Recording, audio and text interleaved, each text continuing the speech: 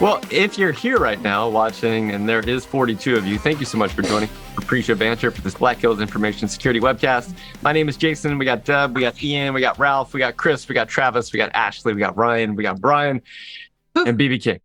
And we're all joining you here today because we like to do PreShow Banter because you show up early, because we show up early, we show up early because you show up early. This is not the webcast. The webcast will begin in 30 minutes. And so if any of the next 30 minutes upsets you in any way, you didn't have to watch. Here's what we'd like to do today. Instead of just talking to each other about things that make us happy, we want to talk to you about things that could help improve you and your career. Because here's what's been happening recently. The career chat has been just very active.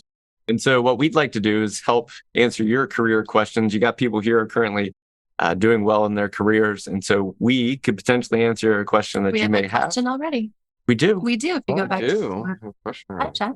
Hotel 6. What are your thoughts on those that say entry-level cybersecurity equals mid-level IT? I don't disagree. I don't disagree.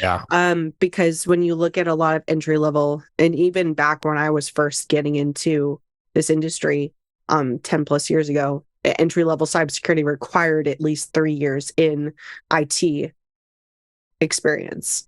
I'd want to know a little bit more of the context. Like, are we talking about pay? Are we talking about experience? Are we talking about knowledge? Like all of it. All three, actually. Now that I've said them all out loud, I can't figure out one that doesn't. Yeah.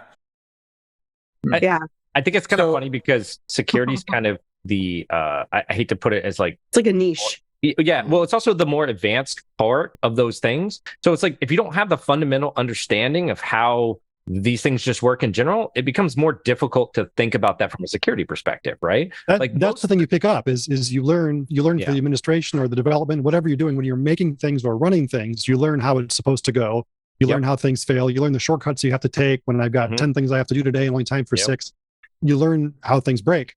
And then on top of that, you can add the security stuff and focus on why is it doing it like this? That doesn't make any sense. This has been a bug. Maybe that's actually a vulnerability. So, and that's kind of where it's definitely easier to break into websites if you spent a long time building them. Right? Yes, definitely easier to navigate an internal network if you've spent time building out and troubleshooting or something, and troubleshooting portion of our job.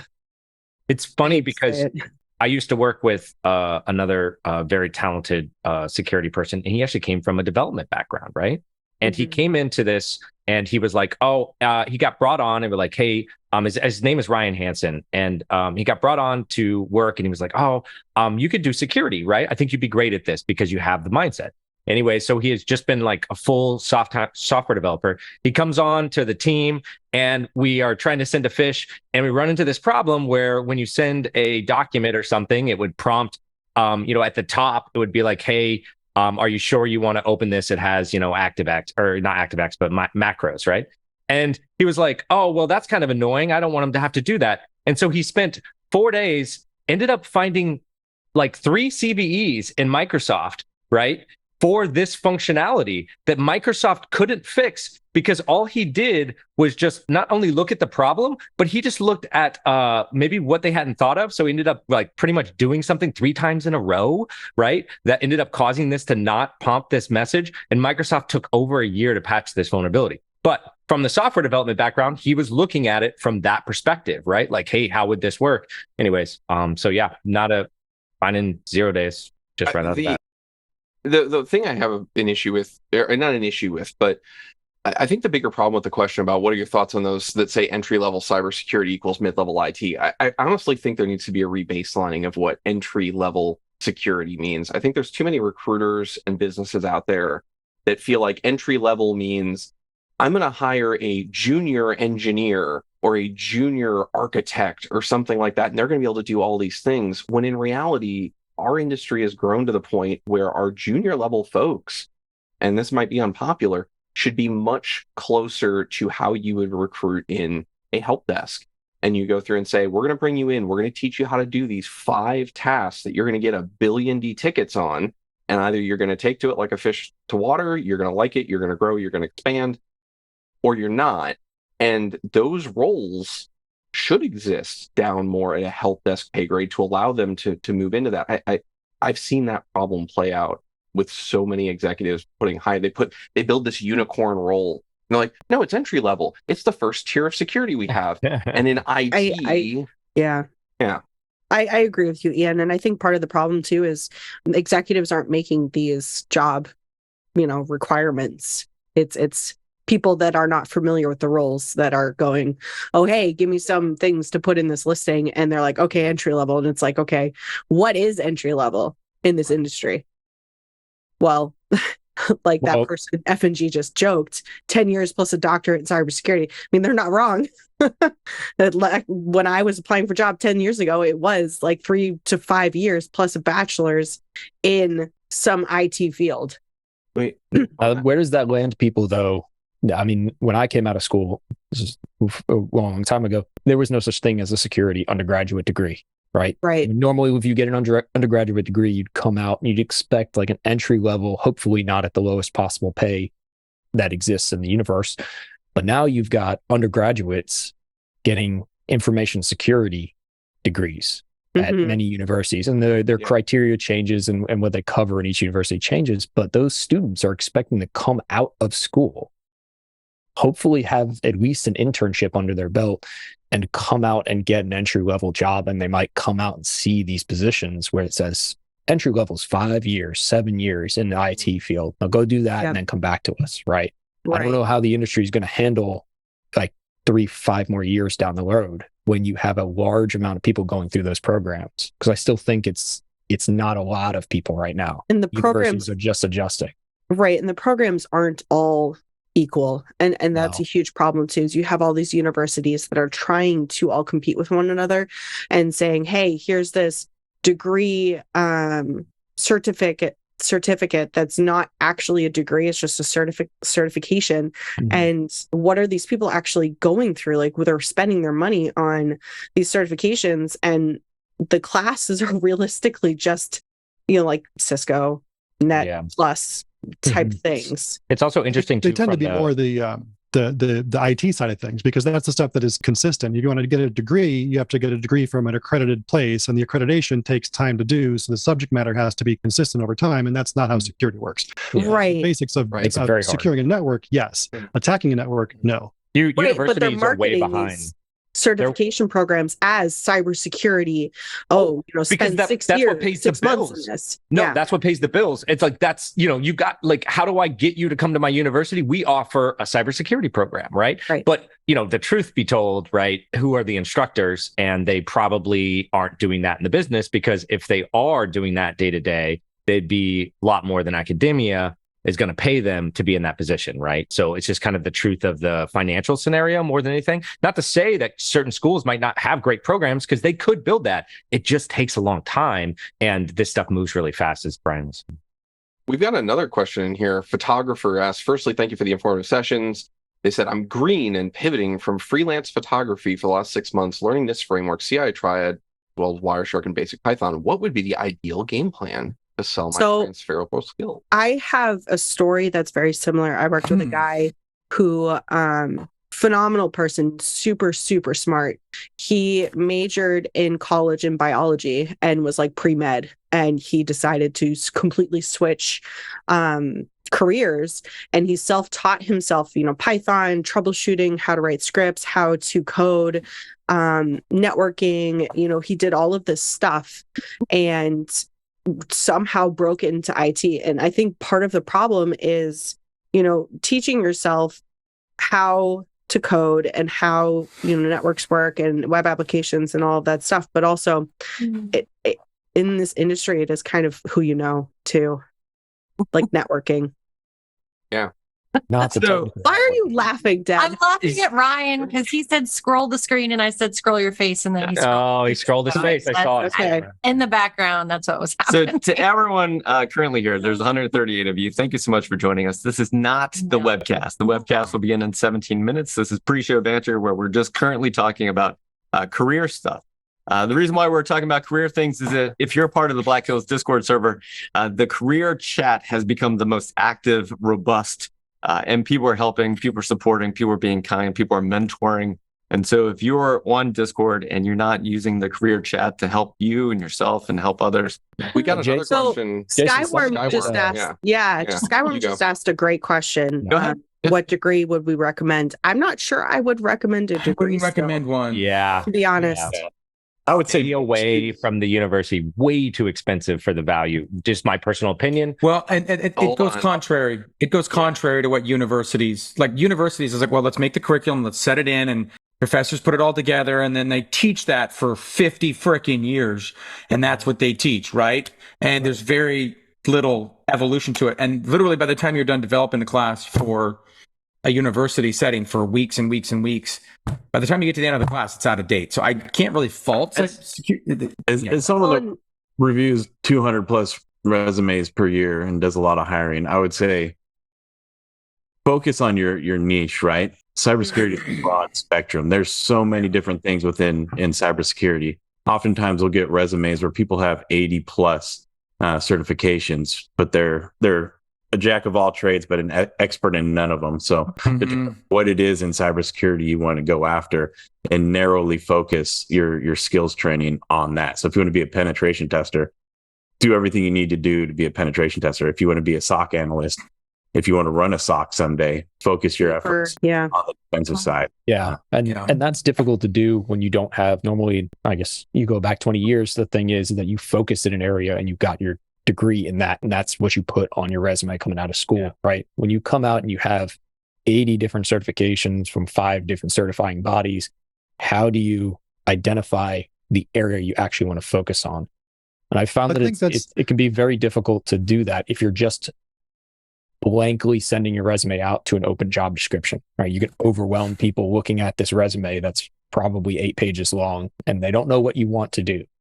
And so it's hard to place. Isn't that why you start as a developer or an IT staff somewhere, so you have that job, and then you don't apply somewhere else for security? You move from IT to security in the organization you're already in.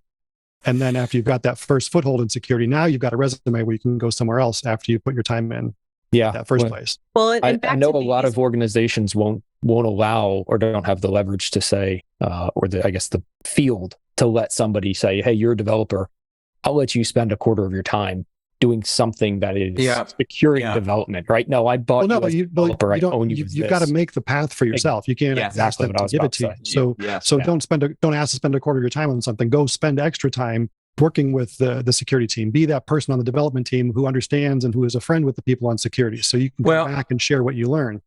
And it's one of those things that John talks about on his 5-year path to InfoSec is like getting out there, obviously, like learning the code, and a lot of the stuff we're already talking about, but then getting involved in like open source projects and contributing to those types of things and creating your own tools and some things you think are cool.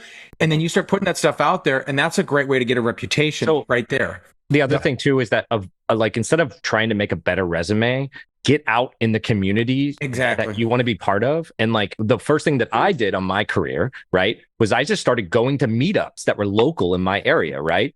And I started talking to people. Coincidentally, I talked to Bo, right, where I had met him before, but I just went to these meetups and I just talked to people about what they were doing and stuff. And IT was already an interest for me, but I wasn't in security. And so, and I just showed up, and you just have these conversations and stuff. And that goes to Ashley's points. Those connections are a lot more valuable than just sending a resume into a lot of people. So get out there. Yeah. Speaking of connections, the other recommendation I have, if you have good connections, is have your brother own one of the more prestigious cybersecurity companies out there, and have him just nepotism as hard giving you a job. That's a hack. Lean into it. Don't listen to this. Don't be afraid. Don't be afraid of the nepotism. Just lean into it. I was going to say my opinion might be controversial from this group, but I think Brian actually got the real controversial opinion. But I would actually, I'll argue for universities here. All right, let's hear it. I'm going to do it. I'm going to like it.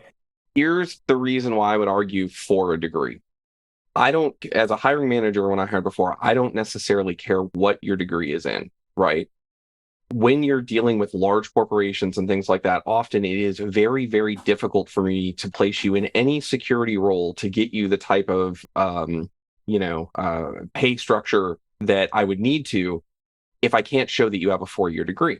Now, I'm not saying that you need one to get into security, But what I'm saying is getting past that HR firewall without going to meetups and things like that. And even if you do go to the meetups, sometimes they go, yeah, we're hiring. And then you get to the HR piece and they're like, oh, you got to have a degree for this role. A lot of companies, even though they're not going to look at your degree as the end all be all of cyber, they do look at it for your, what you can do in management, what pay grade you go in, things like that. So the question was what degree to get. Honestly, I never really cared. But, if you went through underwater basket, comp sci, anything like that would expose you to more, cool. But if you're trying to get into large corporations and you want to make sure you got the easiest path past the firewall, finish your 4-year degree if you have the opportunity. If not, do everything everyone else has said. So or do both. Now I've got a different path. Sorry, Brian, go ahead. I'm gonna pause real quick. All right, it's gonna be 10 minutes till the webcast starts. We're doing pre-show banter now, so if you just showed up, we've had a lot of people just show up in the last couple minutes. They don't understand the context of what we're doing. We're currently helping people as best we can with their career questions, because the career chat has become the most active chat on the Discord server. So if you would like to help others with their careers, you can always go in and answer other people's questions. We give different roles for people. You get different access to different parts of the Discord server. If you're like, really? Yes. There's a lot of hidden channels that up here once you start being more active and engaged. So thank you to those people who are active and engaged. We got Travis with us today. We got BB King. We got Brian. We got Chris. We got Ryan, which has just got his camera on his dog for some reason. Ian. We got Ralph and Ashley, Deb, and myself. Thank you so much for joining us. I'm going to ask this question because, as people come in, Chris, I know you wanted an answer, but I'm going to actually ask you this question, Chris, and then we'll pivot from there. I want to do this every week, where we've sat around whenever we're at Wildest Hacking Fest, whenever we're all together, we generally ask this question: how did you end up at Black Hills? Because John he's almost like putting the A-team together, where it's like he shows up and all of a sudden like you get added to the team somehow. So Chris, Traynor, how did you end up at Black Hills? And if it takes you 2 minutes to answer, then we'll move on to something else. But no stories. 30 seconds, go. Let's go. All right, perfect.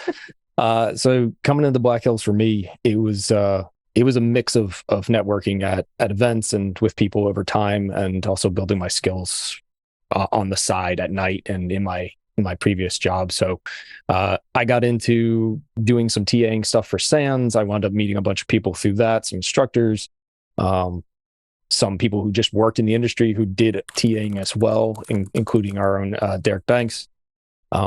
And when I started looking around for work, I just started looking at the companies that I knew people who were good people at, right? And I, of course, heard of Black Hills for a couple of years before that. So I just kind of waited and waited for something to open up, and then I applied, right? I mean, I shot a message to a couple of people that I knew at the different companies when I was applying across the board, and just said, hey, my resume is in. If there's anything you can do, great. If not, totally understand. That's fine.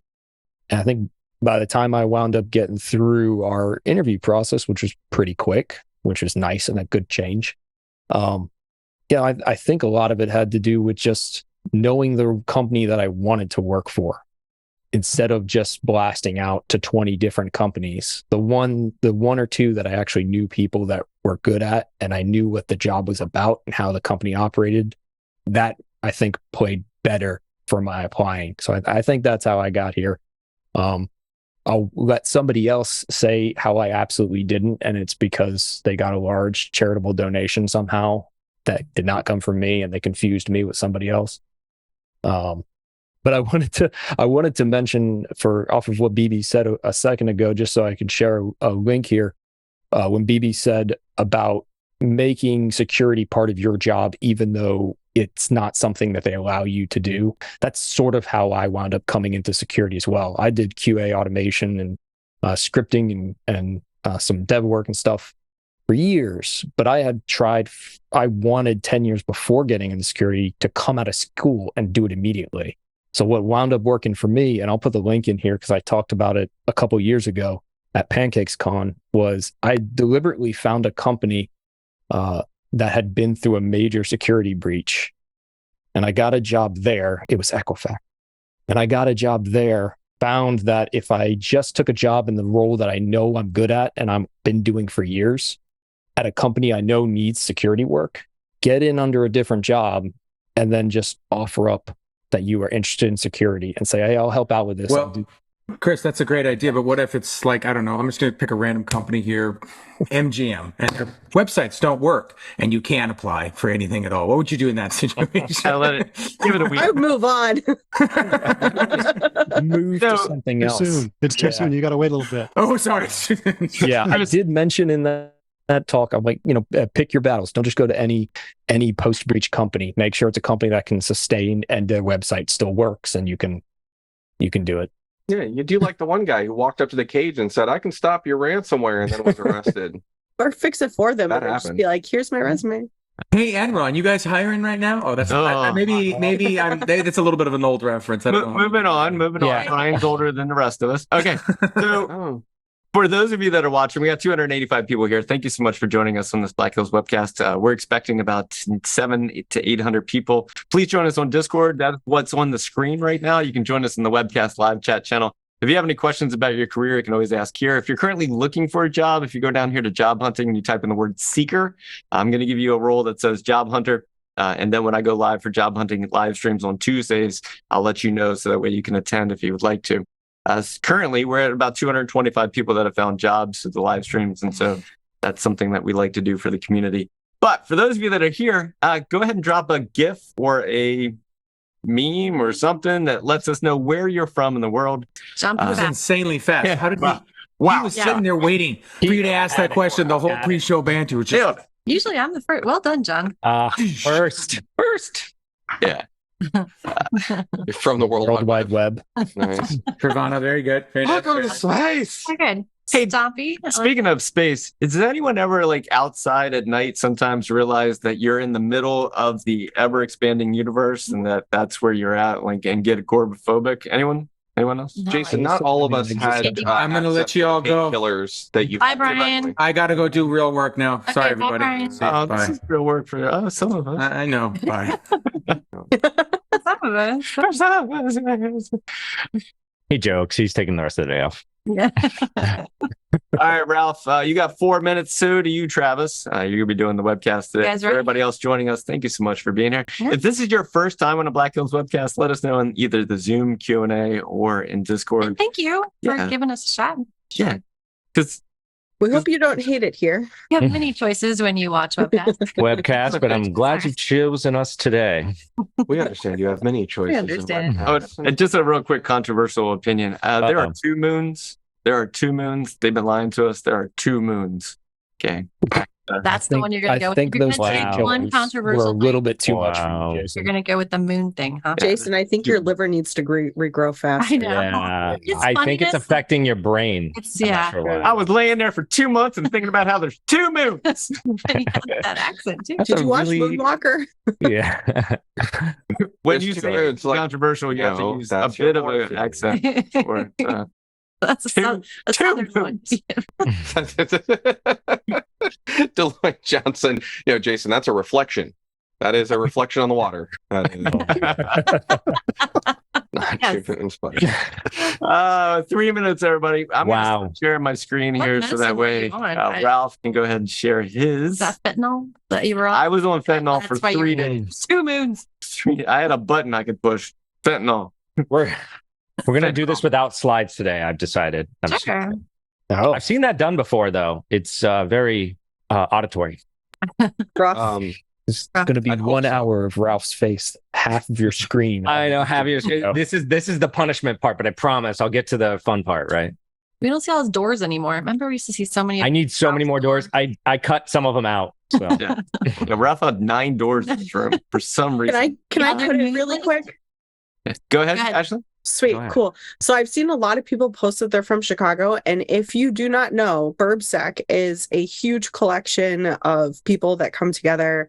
I think it's monthly, if not monthly, maybe quarterly, but I'm pretty sure it's monthly, and they're all over the city. So definitely look it up and network in there because there's lots of good people. Burbsec. Burbsec. Okay, 2 minutes. 2 minutes. Before we get started today, if you ever need a pen test, red team, threat hunt, incident response retainer, the other day someone was like, we have incident response retainers. Continuous pen testing. Continuous pen testing. Very, very fun. Yeah, it's fun. Physical assessments, Ralph. Yeah, we do physical assessments. It was weird because I actually had to tell Deb we didn't have that offering on our website, right? And you make it sound like it was my fault, but I'm not blaming anyone. I'm just saying that we do these things, right? We do. What you say you have things, I make these people. Aren't you going to be teaching some of these things too, Ralph? We'll save that to the end. It's a real surprise. Okay. Thank you guys for joining us. We haven't said it yet. If you're coming back for like your second or 50th Black Hills Webcast, we do this every week. You can join us on Thursdays. We now have your email address because if you registered through Zoom, we're going to use it to email you again in the future about upcoming webcasts. Just to let you know about that. Yeah, we do not email about services. Cool. Never, we fight. We don't have to fight anybody. Yeah. We only email about webcasts. When someone's like, hey, should we let someone know we have a service? Nope. Like, nope. Unless we're going to give it away, then nope. Yeah. So we love these giveaways. Yeah. We have the least amount of people unsubscribing because they're like, no, this is valuable to me. All right. Hey, it's 1:00, everybody. It is time for today's Black Hills Information Security Webcast. Good job. Thank you for joining us for PreShow Banter. If you're just joining us right now, that's fine. You can join us in the future for PreShow Banter if you want to. It's about 30 minutes ahead of time. We cut that part out of the recordings because who needs that? But we got Ralph and Travis here today. They're going to talk about practical physical exploitation. We wanted to put some more words in there, but we ran out of space. So to everyone that joined us for PreShow Banter, thank you so much. Go ahead and kill your cameras and microphones. We'll come back for Q&A. Ian, help me with Q&A at the end. That would be great. And Ralph and Travis, it is all yours. If you need anything, we'll be here. All right, coming up for air.